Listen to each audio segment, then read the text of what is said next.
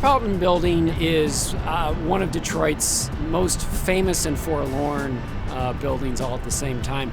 It was originally built in 1926, really as a vertical shopping mall, for lack of a better term. The focus was jewelry. Opened, as I said, in 1926, closed in about 1979. This was one for the record books, probably in the worst shape, kind of pound for pound, of any building we've ever dealt with. We always like to say at the Roxbury Group, and we generally mean it, that these historic buildings were built to last, that no matter how much abuse they've suffered, they can always be renovated. They're never, quote, too far gone, end quote. This one was about a week away. It was structurally compromised. The very roof we're standing on and the parapet behind me didn't exist any longer. We then had the opportunity to bring some local artisans and craftsmen who really pieced the aspects of this back together that you couldn't put on a piece of paper. That the Great Hall was more than restoration, it was recreation. All we had, for the most part, was photographs.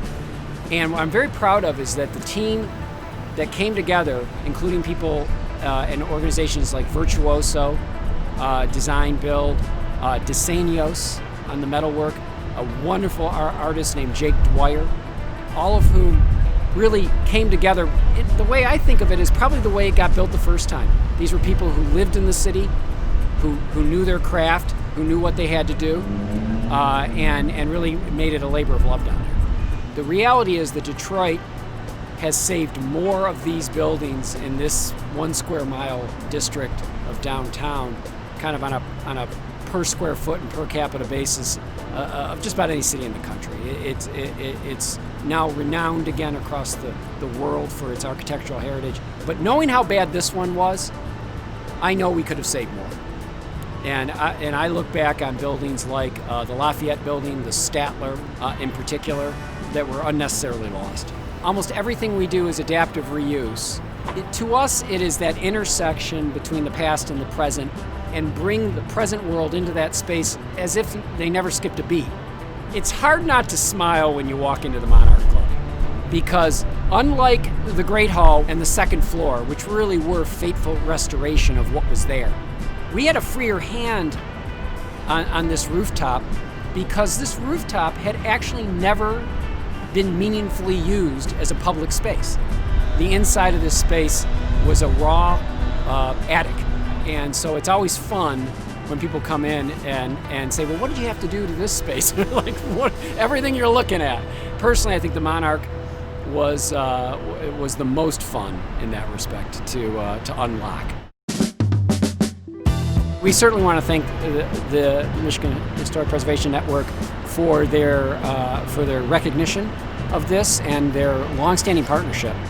To us, one of the highest honors you can receive in the state of Michigan, and it is, we've been fortunate to receive it in the past, and it always is to us, validation of our peer preservationists.